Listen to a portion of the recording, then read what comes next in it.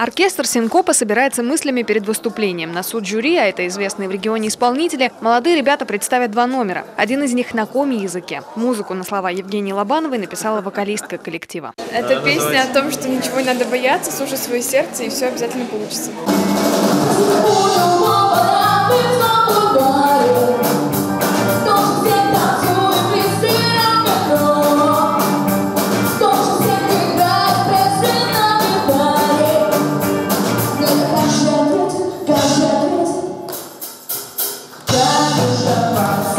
На первом этапе участники сами задают себе правила, будь то отечественная или зарубежная композиция, выступление в коллективе или сольно, народный, академический вокал или даже опера. Жанр также значения не имеет. Жюри оценивает художественную выразительность, технику, хореографию, костюм, а еще важна творческая индивидуальность. Здесь важно, чтобы человек сумел донести свою уникальность в этом, потому что просто копировать – это еще ничего не сделать.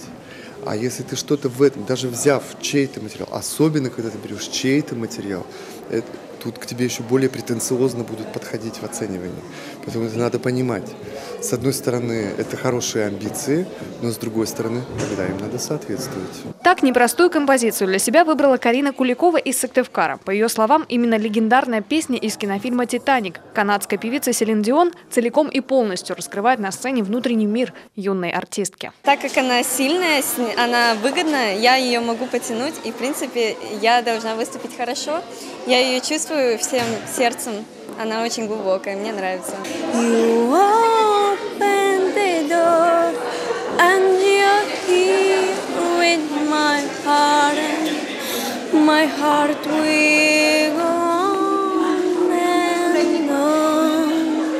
Топ-мьюзик – это возможность засветиться ребятам из глубинки и выйти на большую сцену. Такой отбор в республике проводится уже 2-й раз. Из полусотни участников продюсеры предполагают отобрать лишь 5-ю часть. Все зависит от количества участников, и от таланта, и от способностей, потому что и от цели участников. Есть участники, которые цель ставят именно на региональном этапе – получить лауреата 1-й, 2-й или 3-й степени и диплом международного образца. А есть участники, которые говорят, нам это недостаточно, нам нужно дальше идти в Москву. Отборочный этап регионального конкурса в эти дни проходит по всей стране. По решению жюри участники получат самые разные призы. От записи вокала в студии до съемок профессионального клипа. Ну а победители представят свой регион уже в следующем году на международном финале. Александра Головина, Дмитрий Ведерников, телеканал Юрган, Сыктывкар.